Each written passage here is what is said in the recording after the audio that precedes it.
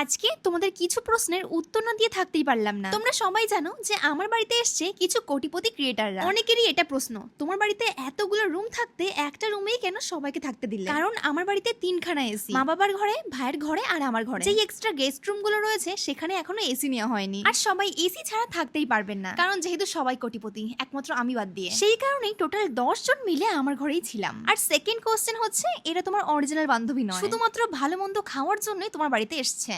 এবার আমার সাইডটা ক্লিয়ার করি। ওরা ভালো মন্দ খাওয়ার জন্য আসেনি, আমি ভালো মন্দ খাওয়ানোর জন্য ওদেরকে ডেকেছি। অনেকে আবার এটাও বলেছো যে এত লোককে খাওয়ানোর জন্য ডেকে নিজের মাকে কষ্ট দিচ্ছ। আরে আমি আর কতবার তোমাদেরকে একই কথা বলবো যে আমি আর আমার পুরো ফ্যামিলি সবারই মনটা অনেকটাই বড় ভাই, মানে আমরা সবাইকে আদর যত্ন করে অতিথি আপ্যায়ন করতে অনেক পছন্দ করি। দেখো এখনকার সময় সবারই কম বেশি টাকা আছে, তো আমি এটাই বলবো, কমেন্টে উল্টো পাল্টা না বলে তোমরাও তোমাদের ফ্রেন্ডদেরকে এইভাবে ডাকো আর ডেকে একদিন খাওয়াও, দেখবি মন খুব ভালো লাগবে। যাই হোক, ওদের ব্রেকফাস্টে ছিল লুচি, চিকেন ঘুগনি, ডিম দিয়ে একটা স্যালাড আর একটা এমনি স্যালাড আর লট চমচম। আর হ্যাঁ, রাতের খাবারের ভিডিওটা দেখে অনেকেই কমেন্ট করেছো যে এত কিছু আয়োজন করলে একটু চিকেনের ব্যবস্থা করতে পারলে না, ওরা কি চিকেন খায় না? ভাই বিশ্বাস করো, মানুষের মন আমি কোনোভাবেই জয় করতে পারবো না। মা নিজের হাতে 3-4 রকমের মাছ রান্না করেছিল, তারপরেও লোকের মন ভরেনি। চিকেন কেন দিলাম না, এটা নিয়েই মাথা ব্যথা। চিকেন করিনি, তার কারণ হচ্ছে পরের দিন মানে আজকে দুপুরে ছিল অনেক কিছু আয়োজন, যেমন chicken biryani plus mutton biryani. তো এই জন্য ভেবেছিলাম যে আগের দিন রাতে চিকেন করবো না, সবার জন্য কয়েক পদের মাছ করেছিলাম, অবশ্য সাথে চিকেন পকোড়া ছিল। যাই হোক, তারপরে এই সমস্ত কোটিপতি ক্রিয়েটারদের নিয়ে গেছিলাম আমাদের এখানে গ্রামের মাঠ দেখাতে। না শুধু খারাপ কমেন্ট বলবো না, অনেক লোক আছে যারা প্রচুর ভালোবাসা দিয়েছে। যেমন মিস দিয়া বলেছে,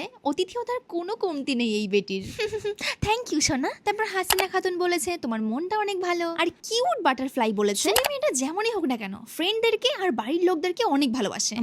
মানে কি আমি যেমনই হই এর মানে এটা কি? যাই হোক ধন্যবাদ সোনা। যাই হোক, এরকম হাজার হাজার কমেন্ট রয়েছে যেগুলো আমি চোখে পড়লেও রিপ্লাই করতে পারছি না, কিন্তু সবাইকে মন থেকে অনেক ভালোবাসা। তোমরাও একদিন আসবে আর আমার মাকে বলবো এরকমই টেস্টি খাবার রান্না করতে, খাইয়া পুরো প্রেমে পড়ে যাবে, এইটা আমি 100% গ্যারান্টি দিচ্ছি। জানো তো, সবাই কালকে এসেছিল রাত 10টার সময়, আর আজকে রাত 10টায় বেরিয়ে যাচ্ছে। আমি অনেকবার বলেছিলাম থেকে যেতে, কিন্তু দাদাদের অফিস রয়েছে বলে আর থাকতে পারলো না, আর আমি আর জোরও করতে পারলাম না। খুব তাড়াতাড়ি আবার সবার সঙ্গে দেখা হচ্ছে। আর আমার ঘরের অবস্থা পুরো চিড়িয়াখানা হয়ে গেছে, আজকে আর পারছি না, কালকে গোছাবো, তাহলে আরো একটা কন্টেন্ট হবে না।